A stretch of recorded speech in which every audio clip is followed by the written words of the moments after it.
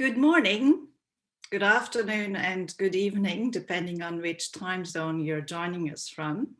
My name is Sibylle Bauer. I'm Director of Studies for Armament and Disarmament at SIPRI, the Stockholm International Peace Research Institute. And we have a stellar panel here to address a very important issue that is affecting many people's lives, and in too many cases, actually the loss of their lives. And that is arms diversion, meaning the diversion of arms either from the licit to the illicit market or to an unauthorized end use or end user. Arms trade, as you all know, is a very difficult, it's a very controversial topic with many interests. But I actually believe that diversion is an issue where it should be possible to move forward and to find solutions, because you have an area where there's a much stronger overlapping of interest than when you compare it, for example, to the nuclear weapons area. So it should be possible to, if not solve the problem, to at least to reduce the scope of the problem. But the fact is that diversion continues in different forms and shapes. And the question is why that is the case, what solutions we have identified, what obstacles are to actually moving forward. And we will therefore be looking at not just the state of play, we'll be looking at gaps, and we will be looking at possible ways forward. So on the bright side, we actually now do have an international treaty on the arms trade, the Arms Trade Treaty. And it's a great pleasure that we were able to welcome on this panel Dumisani Dladla, the head of the ATT Secretariat. And I will be very briefly introducing each of the speakers now, and then afterwards give them the floor one by one. I won't do elaborate bios because you can all find them on the excellent bio section that we have on our website. So the second speaker is Ashley Hamer from Conflict Armaments Research. And I've said it before and I'll say it again. I've conducted 25 years of research on arms trade issues from my comfortable office or now living room. And I have a great admiration for people like Ashley who actually do research on the ground in conflict areas. Thirdly, and importantly, we have Eran Nagan. Eran is from the External Action Service and currently the chair of the Council Working Party on Conventional Arms, COARM. And it's very important to have the EU here for several reasons. One is that EU member states are actually supplying many arms to the world. Secondly, there is also an illicit trafficking issue in the EU. But on the positive side, the EU has taken many policy initiatives and has also provided a lot of funding for trying to address the problem. And fourthly, we have Mélanie Régimbal. Mélanie is the director of the Regional Center for Peace, Disarmament and Development in Latin America and the Caribbean, UNLIREC.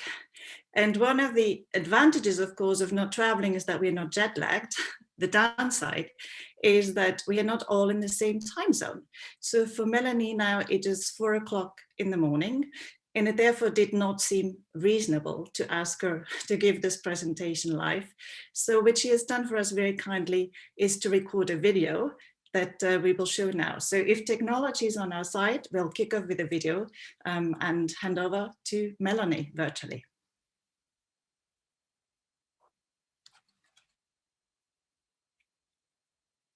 UNLIREC, the United Nations Regional Center for Peace, Disarmament and Development in Latin America and the Caribbean. I'm very pleased to have the opportunity to present this morning a presentation on illicit trafficking and diversion of firearms and ammunition in the region. I will be sharing with you some basic concepts, the regional context, and a few recommendations on the way forward.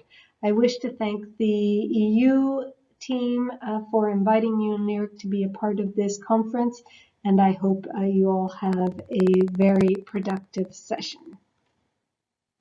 In recent decades, Latin American and Caribbean countries have faced serious challenges related to public security.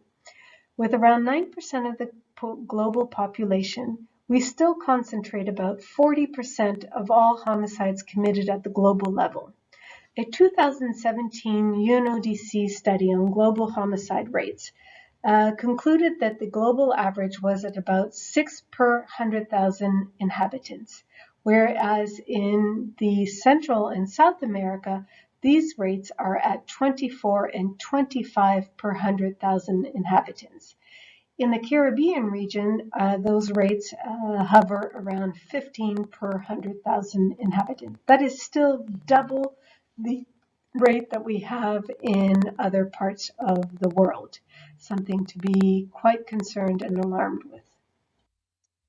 Although a multitude of factors come into play when examining why and how violence and criminality affects the Latin American and Caribbean region, whether they be cultural or social or economic or institutional factors, we cannot underestimate or ignore the power that firearms have and play in the spiral of violence.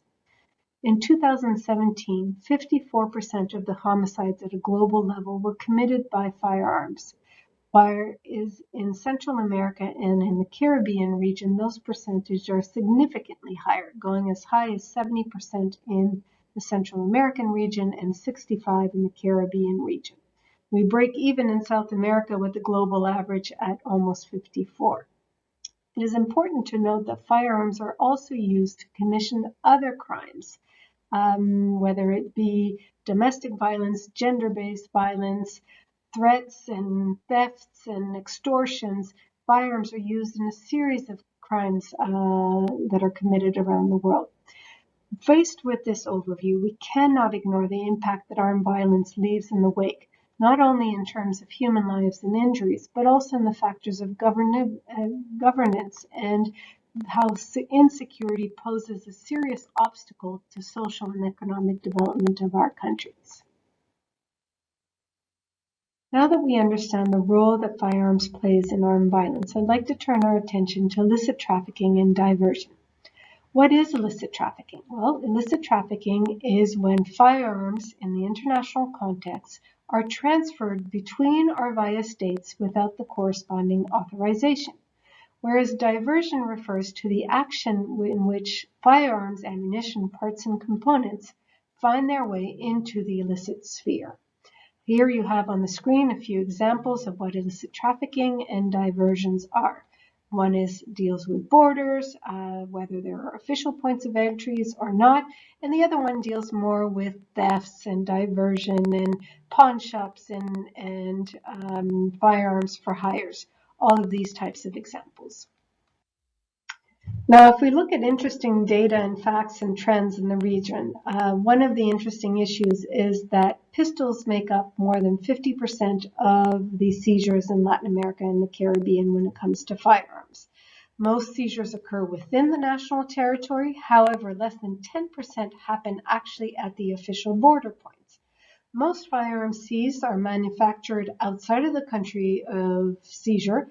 However, there is always a connection between the illicit origin of the firearms and the country where they are seized. So making that connection and understanding how they relate to one another is something that is very important for law enforcement in their investigations and their intelligence gathering.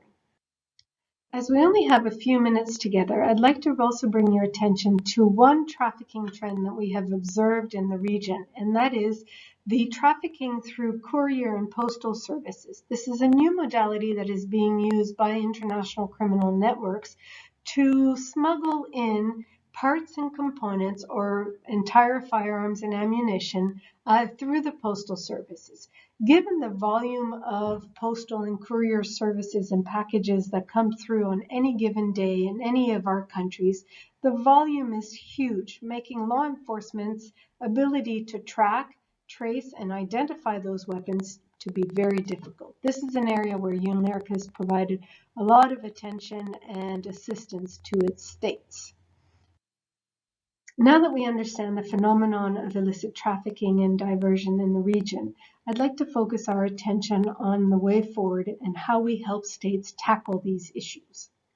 From a UNLIREC perspective, we have installed as an institutional best practice 4 basic principles that we put in all of our programs. The first is we have to make the connection. Understand where firearms fits into the context and understand that firearms issues do not happen in a vacuum.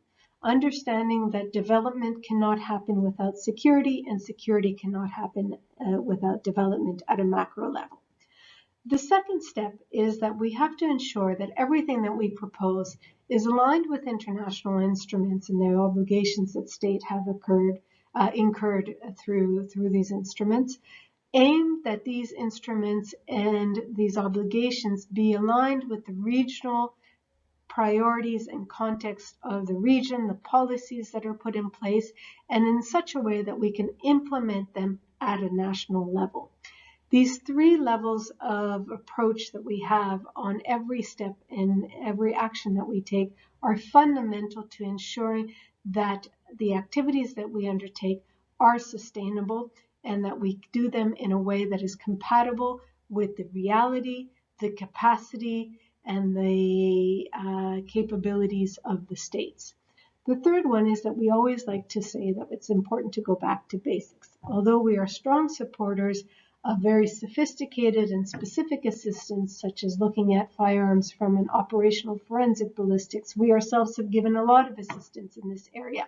But it is important to understand that in order to get to that level, we have to go back at times to the very basic steps, understanding very basic capacity building opportunities for law enforcement entities, looking at national action plans and their development, which serve as the basis for any sound intervention, ensuring that we foster interinstitutional responses to all of the work that we do. These are the basic documents that we think are absolutely vital in any step in any programming. So going back to basics means drawing up and writing up your national action plan, creating your national commissions, ensuring that the basic law enforcement capacity needs are met, as well as taking on more sophisticated issues. But it's important to keep those basic tools in mind. And perhaps the most important and vital of all the basic principles that we put in place is the empowerment of women and youth. This is absolutely key to any sustainable solution that the Center wants to put forth and help states look at the tackling of illicit firearms, understanding that women and youth play a fundamental role in the solution, that they are both part of the problem and the solution, and that we need to ensure that they are sitting at the table and have an active voice in the matter. And the final slide I wish to share with you today is an example of how we've applied those 4 basic principles to our programming.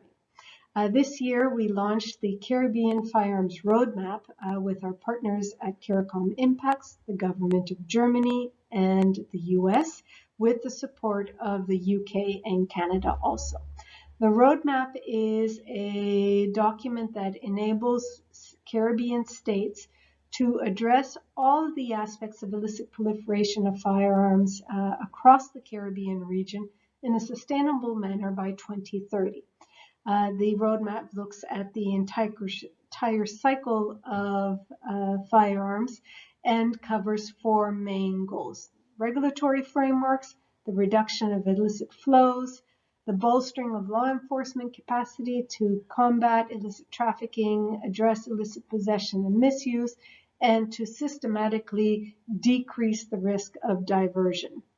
These 4 goals really encompass the entire firearms cycle and provide a series of actions. There are more than 100 actions that are proposed in the roadmap on which the states will, once consolidated, will be able to put together their national action plans to outline a series of actions and priorities that they want to focus on in the next 10 years, with the view of achieving not only the Sustainable Development Goals and Objective 16.4, but also looking at ensuring that our Caribbean region is a safer one for all of its citizens. Thank you. I wish to thank you for your time and attention and thank the organizers for including UNLIREC in this session. I wish you the best of luck, and I would be happy to follow up with you over email or other virtual platforms on any of these concepts. Best of luck and have a pleasant day.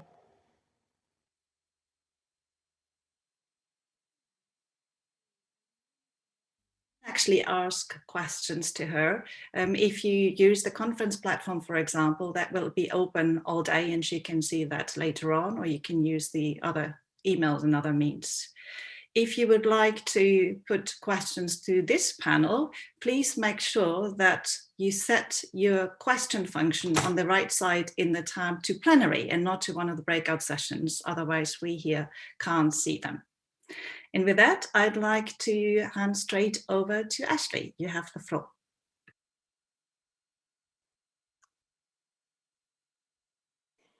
Hello.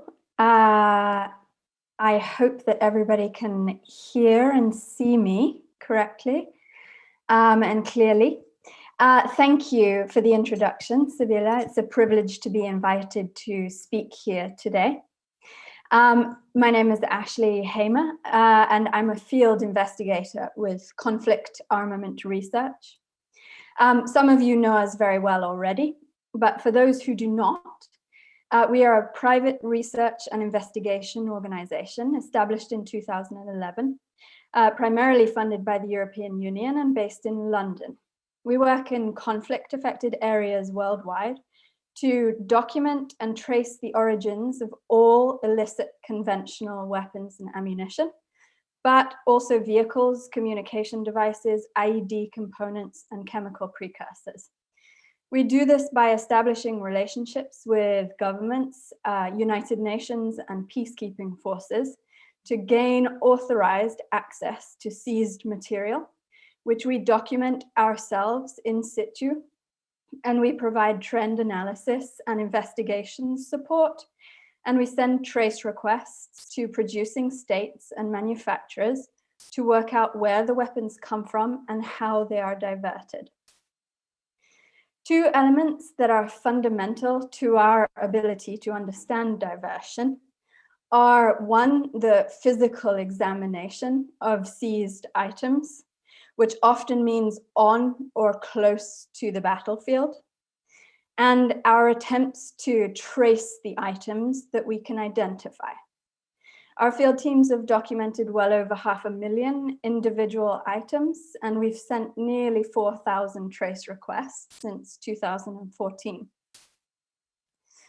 We know that conventional weapons and ammunition diverted into the illicit sphere continue to cause unspeakable suffering to civilian populations and erode state stability. And the global pandemic has done nothing to diminish this violence. If anything, we could argue that it has provided opportunities for terrorist and non-state armed groups to pursue their agendas more freely, especially in more remote regions, while government and international attention has been redirected elsewhere.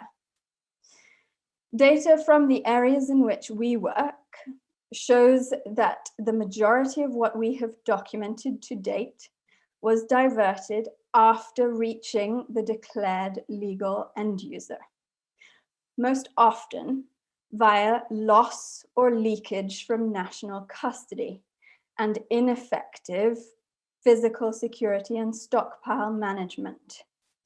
These account for about 40% of the diversions that we see. Battlefield capture accounts for about 30%, and then state-sponsored diversion for about 20%. This could mean, for example, the unauthorized retransfer of legally exported weaponry. It's often very difficult to determine the exact point in a supply chain when diversion occurs, typically because the item may be so old that records are no longer available. The transferring party may lack comprehensive transfer records. The item may lack the types of marks that would allow it to be identified conclusively, or the actors involved in the supply chain may not respond to our organization's trace requests. I'll jump into an example. I cover West Africa and the Sahel, and I'm currently writing a report investigating the chains of custody for a significant sample of weapons, ammunition, and IED components that have been seized from Boko Haram and Islamic State-linked militants in the course of the Lake Chad conflict. Almost 70% of the ammunition and several of the weapons in that sample, we can confidently say were diverted from the stockpiles of militaries in the region who are fighting against these insurgents. Some of the material was recently manufactured and therefore diverted pretty soon after it was delivered to its first legal custodian. And this includes a range of weaponry from small and medium caliber ammunition to mortar rounds, riot control ammunition, and assault rifles and machine guns. For this example, we're not talking about sophisticated criminal trafficking networks, although some of that has also been identified. But most likely it involves opportunistic raids and captures by militants who do not have to look very far to obtain military-grade weaponry. The finding might seem basic and perhaps inevitable in war, but to us, it highlights the serious vulnerability of national stockpiles, especially in remote and insecure zones like the Lake Chad Basin. And it highlights the importance of PSSM practices throughout security and defense force units deployed in conflict zones. There are nearly 3 million people displaced by the Lake Chad conflict, and deadly attacks are occurring now almost on a weekly basis. During the course of researching this report, we've received invaluable support in tracing the material that we documented from the manufacturers themselves and the governments of manufacturing countries. CAR has about 40% response rate to its trace requests, which is strongest among initial exporters. This, however, declines to 24% further along the chain of custody. Trace requests are not just nosy requests for information. They provide formal independent notice of suspected illicit activity. They alert national authorities to post-export diversion, which might otherwise go undetected. And they provide export licensing authorities with a diversion risk metric that can assist them in conducting due diligence before approving or denying an export request. However, unique identifying marks like a weapon's serial number are only traceable when they are registered in effective record-keeping systems. And in 30% of CAR's trace attempts, the records have reportedly been destroyed, or they have expired, or the country or company holding the records has dissolved. These factors disrupt investigations and potentially hurt the pursuit of justice. Some of the challenges that we encounter working specifically alongside security forces and judicial entities who secure and process seized weapons include a lack of institutional capacity to manage weapons as evidence and exploit the information that these weapons hold. Seized weaponry is also often destroyed or absorbed into national stocks before investigators get the chance to examine it, especially in remote conflict zones. Inconsistent or non-existent government records of national stocks can make tracing much more complicated. And a lack of cooperation by governments and manufacturers with tracing efforts is one of our greatest obstacles. So we recommend that more cooperation is definitely needed between security forces who are seizing material on the ground and the judicial authorities who are processing potential evidence.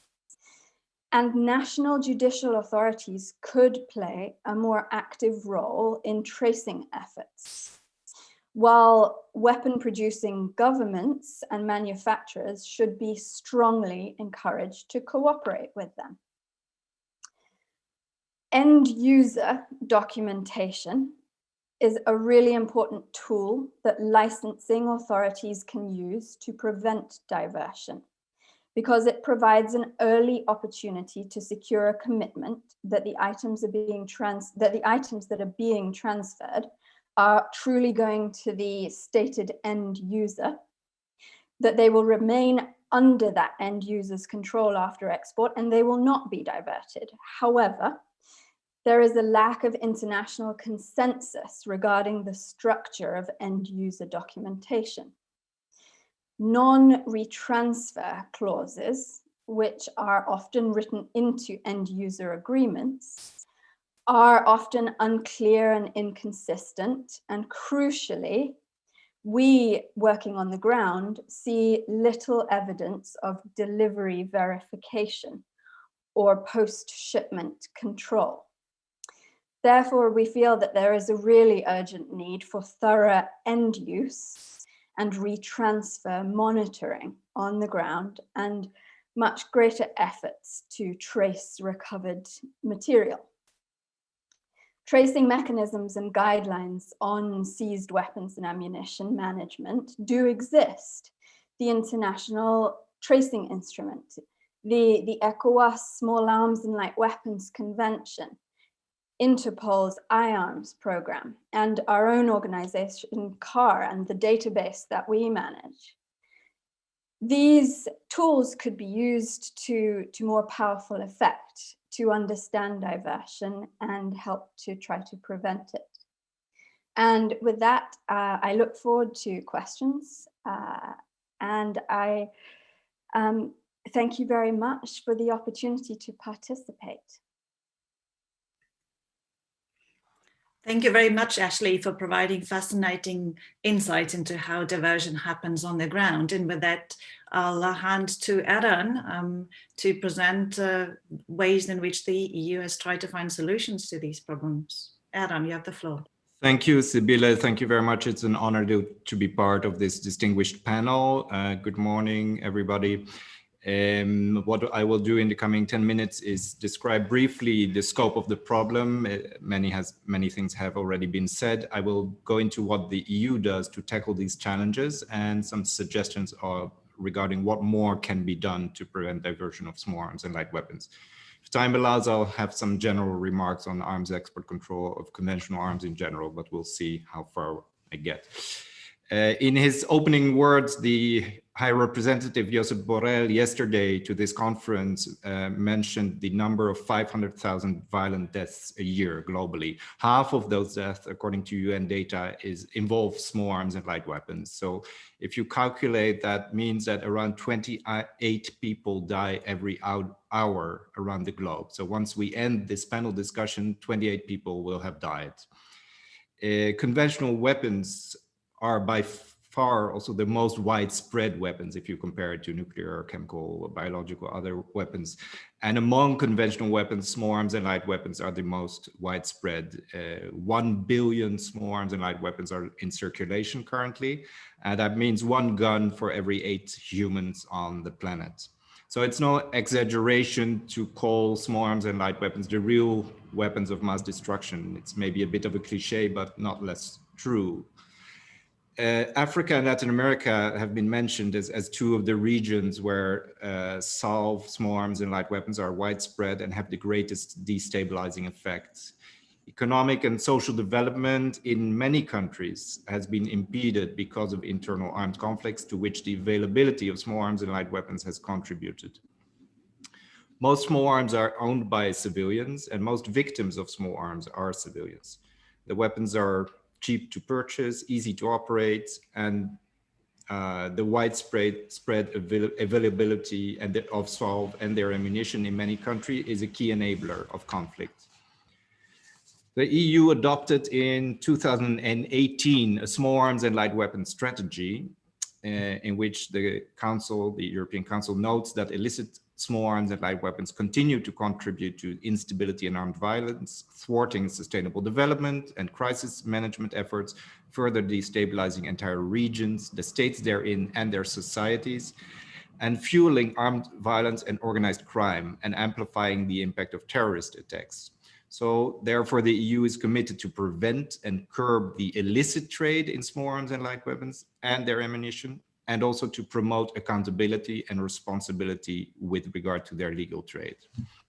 So what does this mean in concrete? What does the EU do to tackle these challenges? Well, first of all, there's an internal dimension, which I briefly will touch upon.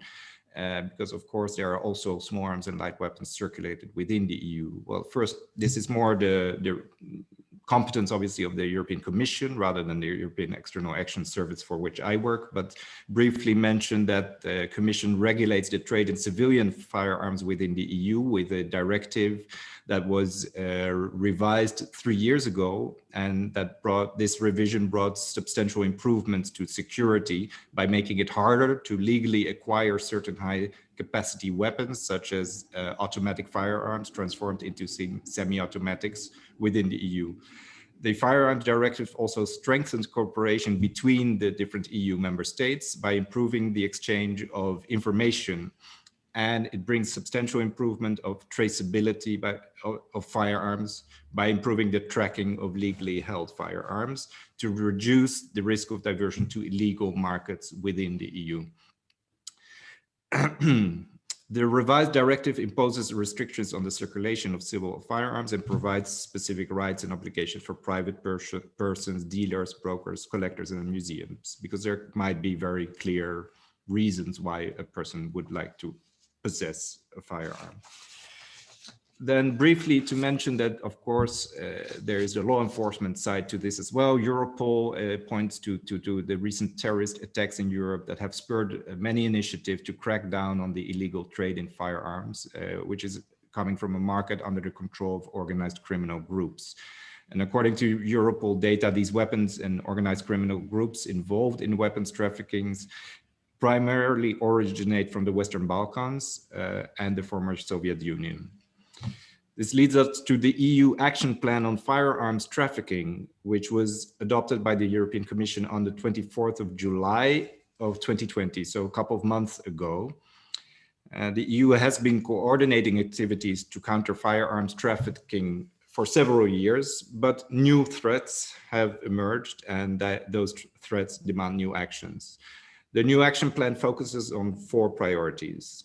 Securing the legal framework to reduce risks of diversion of firearms from the legal to the illegal market. Secondly, improving the knowledge of the threat, addressing the lack of comparable statistics on firearms, events and seizures across the EU. Thirdly, reinforcing law enforcement to stop the trafficking. And lastly, stepping up international cooperation with a strong set of activities focusing on Southeast Europe. So this brings us to the external dimension. And here indeed, export control comes into play as part of the solution. As many of you will know, there is a clear EU-wide legal framework in the form of the Common Position on Arms Exports, which lists the 8 criteria to which national authorities assess any export license. Criterion 7 of the Common Position deals with diversion. Member states have, under the leadership of the EES, have reviewed the Common Position last year and came to the clear conclusions that the assessment, that the criteria, that the text of the Common Position is still as valid as it was when it was written down. So there has been no fundamental change to the assessment criteria. But the conclusion has been reached that there is a need for further convergence in the application of the criteria of the Common Position. One of the means by which we in Quorum, in the Working Group on Arms Exports, are trying to reach that convergence is by drafting a Council decision on end-use certificates for small arms and light weapons. Ashley already mentioned the importance of end-use certificates in trying to prevent convergence. What we're doing now is we are on the verge of reaching a final agreement on common minimum elements for end-use certificates on small arms and light weapons across the EU. Important step to take. The EU further supports the international legal framework such as the UNPOA, the International Tracing Instrument, UN Firearms Protocol, and last but certainly not least, the Arms Trade Treaty, for which the EU has been always a strong supporter, and diplomatically as well as with financial means. Then also briefly to mention the relevance and importance also highlighted by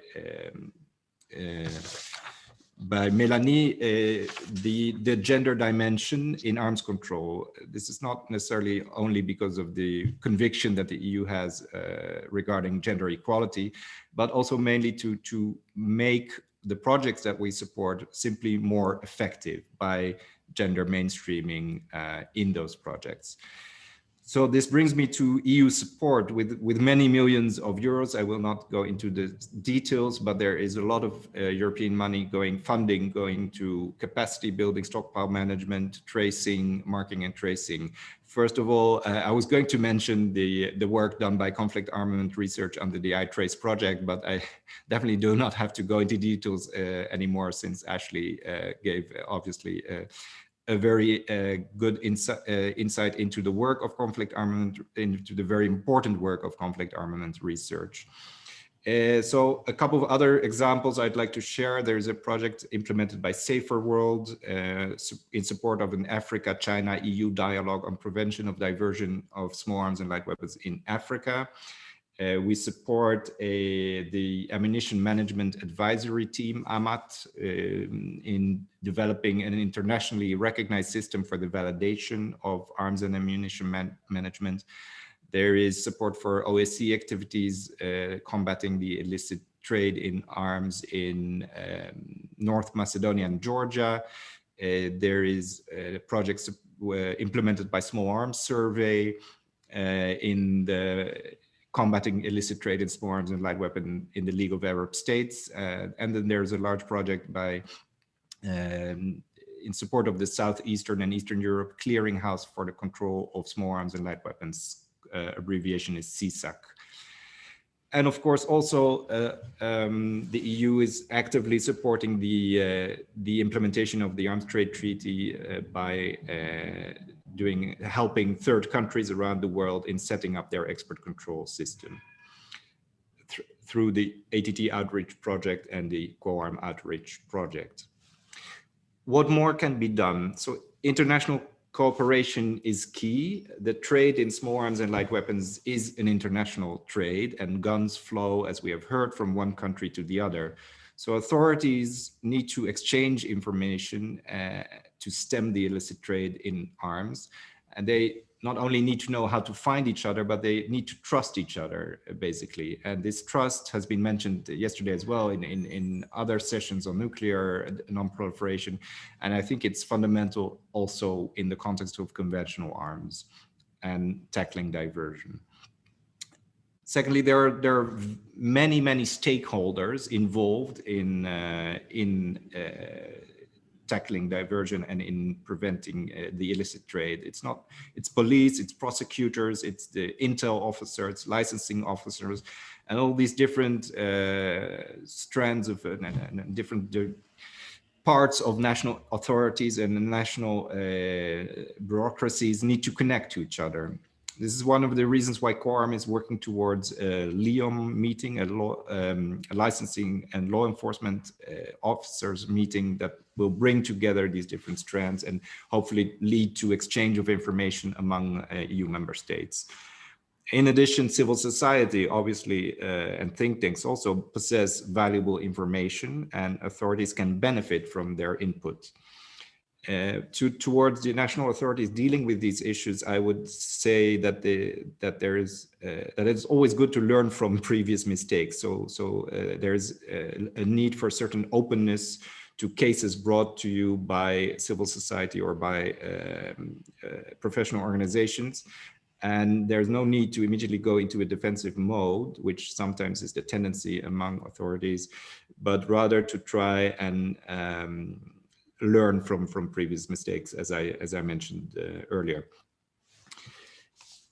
I think I will leave it at this and maybe come back to some of the issues I wanted to say in the Q&As, in order also for Dumisani to give him some time and to leave some time for questions and answers later. So Sibylle, back to you. Thank you very much, Eran. Now, the ATT has been mentioned already a lot, so it's a great pleasure that we have as a speaker here, the head of the ATT Secretariat, Dumisani. Dladla, you have the floor.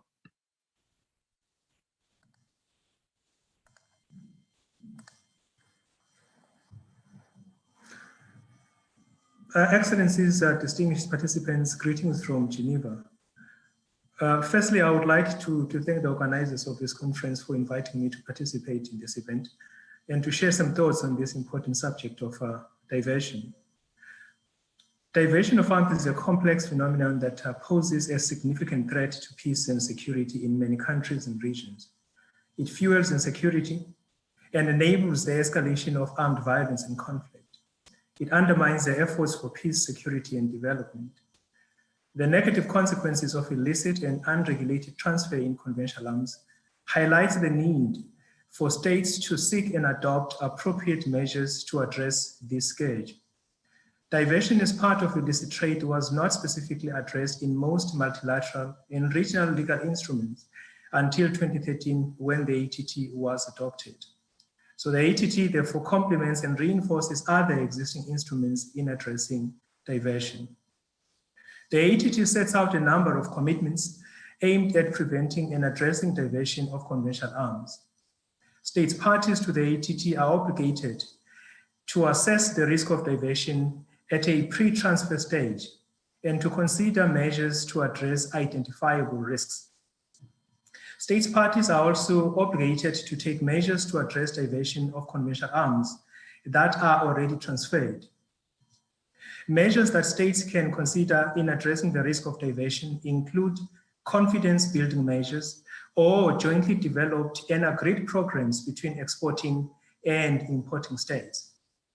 Cooperation and information sharing among states involved in arms transfer is one of the central elements of the ATT provisions. States are encouraged to share relevant information with one another on effective measures to address diversion. Such information may include information on illicit activities, including corruption, international trafficking, illicit brokers, sources of illicit supply, methods of concealment, common points of dispatch, or destinations used by organized groups engaged in diversion. The ATT encourages states parties to report to others via the ATT Secretariat on measures taken in addressing the diversion of transferred conventional arms.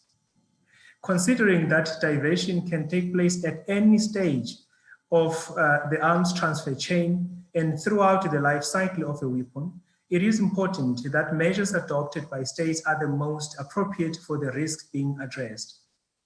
The establishment and maintenance of a national control system is essential for a state to effectively regulate transfers of conventional arms.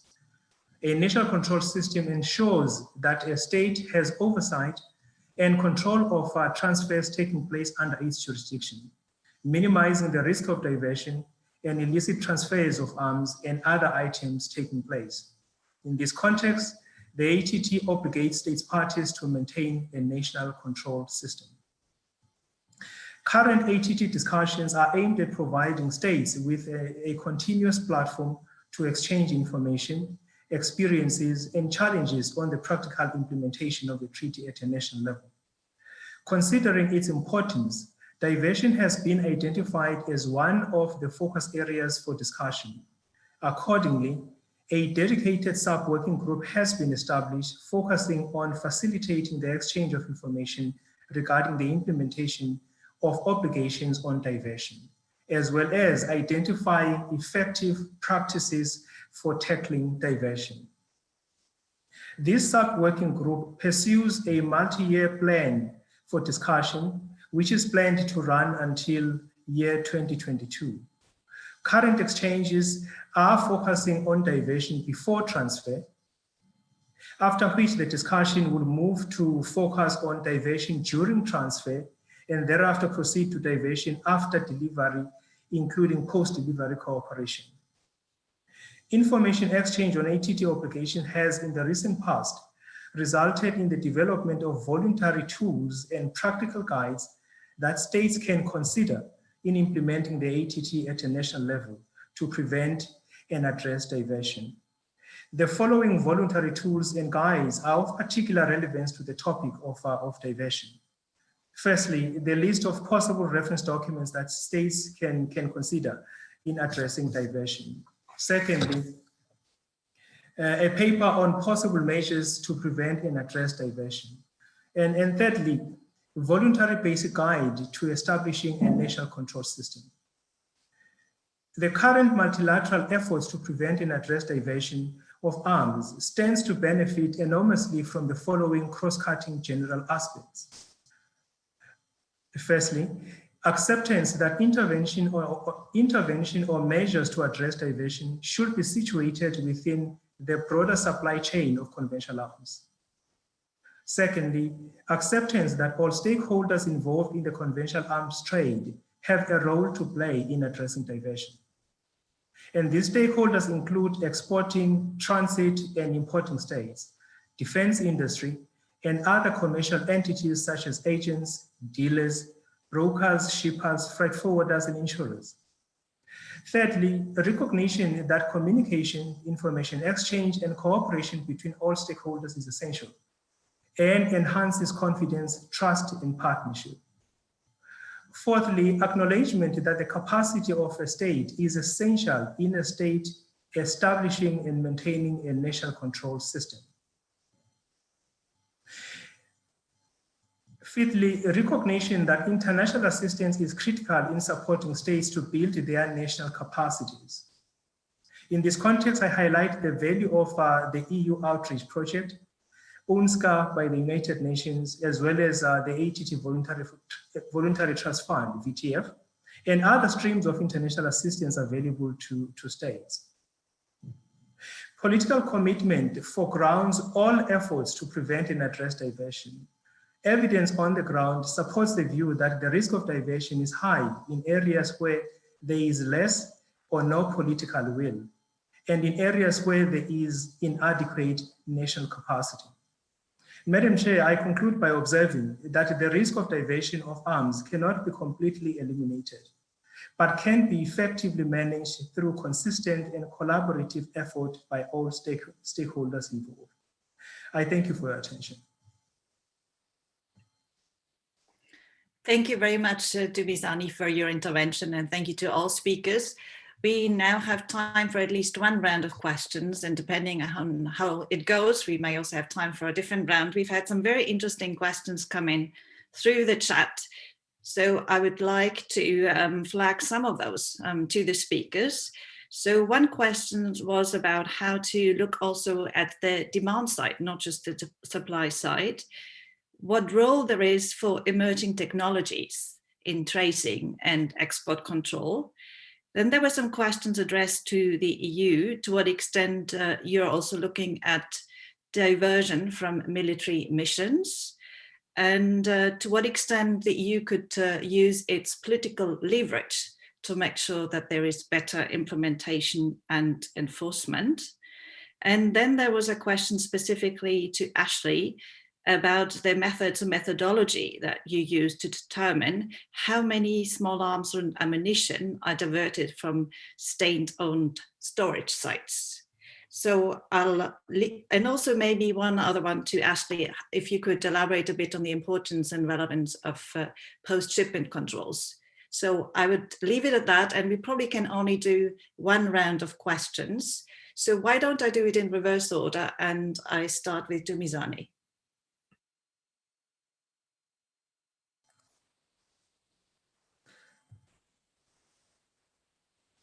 Thank you, Sibylle, for the opportunity to answer the question. Just to answer the question on the demand side, how we can address that diversion from the demand side of the supply chain.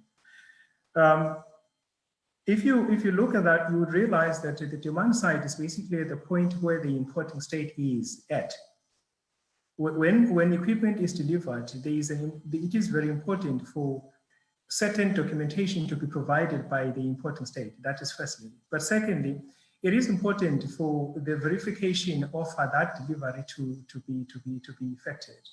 And thirdly, there is the issue of stockpile management. And stockpile management, to a large degree, is the area of responsibility of the importing state. It is very clear that when there are poor controls on stockpile management, there is always a challenge about diversion. And of course, there's quite a number of initiatives that states on that end of the supply chain can take.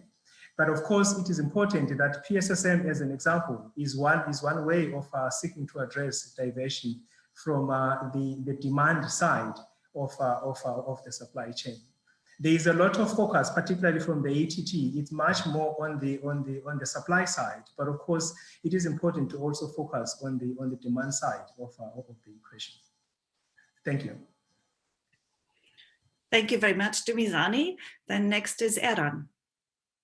Thanks, Sibylle, and thanks for those questions. Indeed, I think the issue of political leadership is really important one, and the EU is doing that partly by leading by example. I would say we have one of the highest standards on export control, on dealing with export control licenses, applications.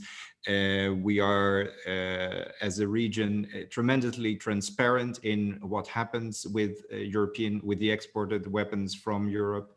So you will be able to find online a database that shows you exactly where European conventional arms are sent to. For how much money, etc. So this is part of leading by example, and this indeed also involves at the highest level awareness of this issue. Indeed, I agree with Caitlin on that. Some parts of this export control discussion are quite technical, but in the end, these are also sometimes highly political matters. Where do you send your conventional arms to, and where do you not send them to, and what measures do you take? As to the missions, military missions, I mean, as far as I know, there is no military mission, EU military mission, at least in Afghanistan. There is a EU assistance mission in Iraq that is actually helping in support of security sector reform. I'm not sure whether I would think that their aim is rather to indeed to address diversion and make sure that stockpiles in Iraq are well monitored. So I'll leave it at that, Sibylle. Thanks. Great, thanks very much, Yara. And then over to Ashley.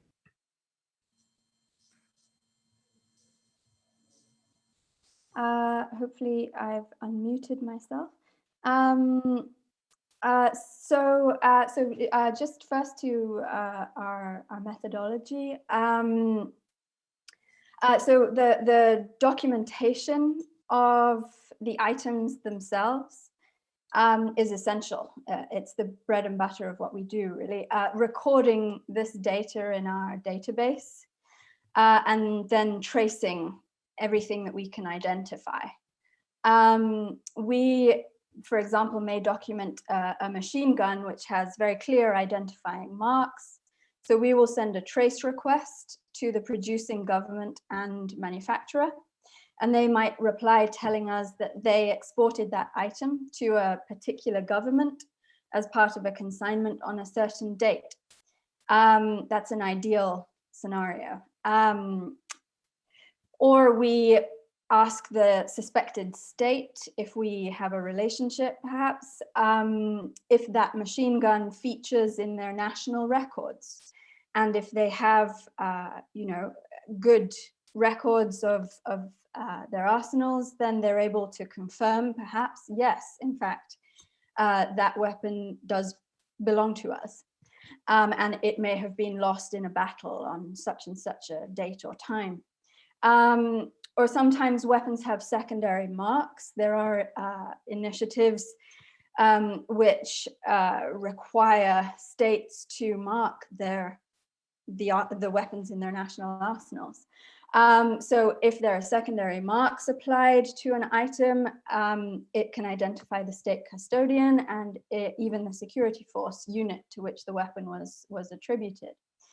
It's not always so easy though, because these marking initiatives are not necessarily commonplace.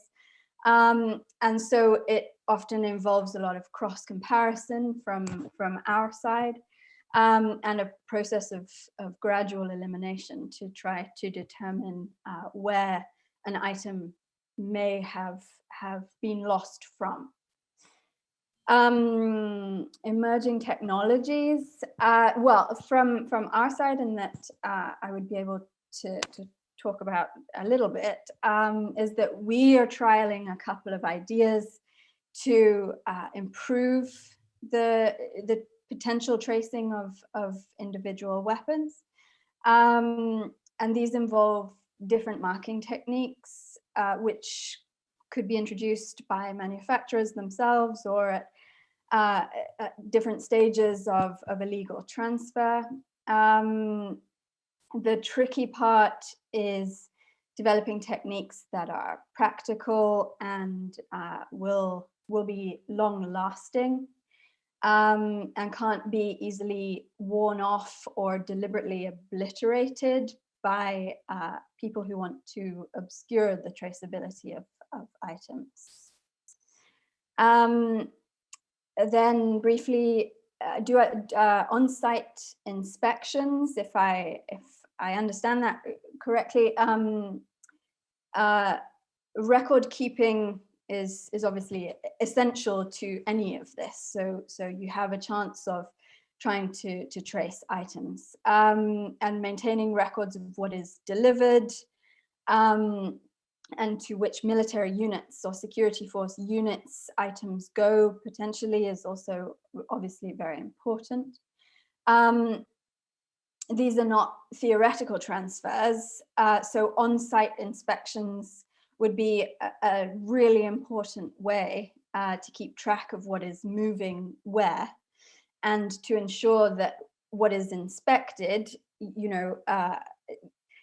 is consistent with the documentation that you know about the transfer. So what is being received or transferred on is exactly what is in the documentation that applies to it.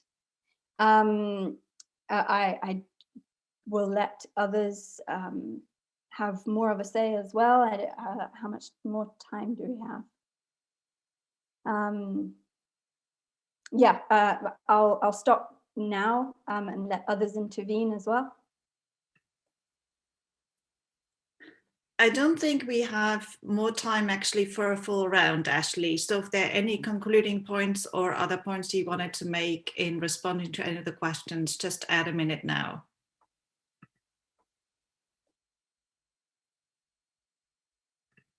There was a question, for example, about the responses to your tracing requests, also what percentage of positive responses you get to those. Percentage of positive,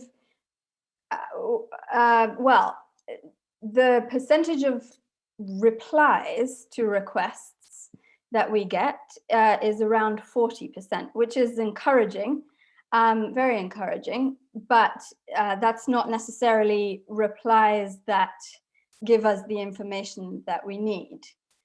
But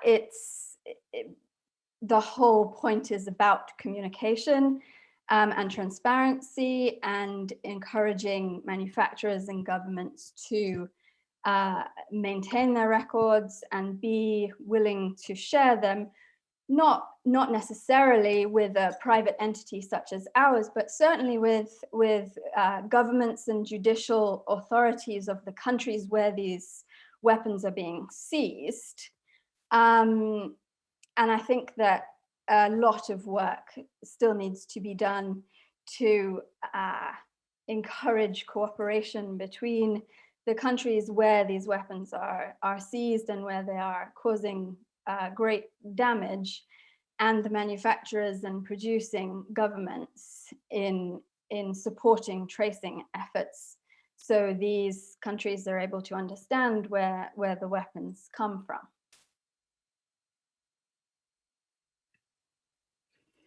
Thank you very much, Ashley. I'm very aware that we actually have the Director General of the OPCW who will soon give a keynote address. But if Eran, you have, because we can just still take 30 seconds each, if you want to just say something about post-shipment controls and the role that the EU plays there, and maybe also just a very brief remark from Dumisani about the diversion forum within the ATT, but literally 30 seconds. Well, post-shipment controls, it's very much still a national competence, but I think in the future and at the request of member states, the EU and EU delegations globally could also play a role there. That is in the hand of member states to decide on and to discuss the opportunities. One very brief remark, coming back to the question about political leadership and the EU using its leverage. I think it's also important to realize that the European Union obviously is mentioning the arms trade and is pleading for accession to the Arms Trade Treaty at the highest level when reaching out to third countries that are not yet part of this treaty. We are actively doing that up to the political level as well, trying to ensure that in the end, the entire international community will become a party to this important treaty that gives us a legal framework on which to conduct responsible trade in arms. Thanks, Sibylle. Thank you, Eran. And just a last very quick word from Dumisani about the Diversion Exchange Forum. Thanks, Sibylle. Just to quickly respond to the question about the sub-working group on diversion. As I indicated, there is a plan that has been put in place. It runs over a number of years, but the current focus is on discussing aspects around what can states and other stakeholders do in addressing risk at a pre-transfer stage. And that involves a discussion about documentation that states can take into account, looking at what kind of risks that states can consider. But in those discussions that are taking place, it's not only limited to states, but it's open to everyone firstly. So states can participate, civil society can participate, expert organizations can participate. And as a matter of fact, CAR has at some point been invited to actually come and deliver presentations on how they conduct some of their work of tracing as part of or to enhance the discussion that we are having within this working group. So it's an open discussion and everyone is invited to participate. And of course, there is a structure that needs to be maintained. And the facilitator would invite participants or stakeholders from time to time to present a particular expertise. Thank you so much. Thank you very much, Dumisani, and thank you very much to all speakers. I think it has been a fascinating panel, and we could, of course, discuss much longer. We now will move on to the very important issue of chemical weapons. So thank you all again for your very, very important contributions. And to the audience, we will now have a very brief 1-minute technical break, and then you will see the live image again on your screen. So thank you very much again. See you soon.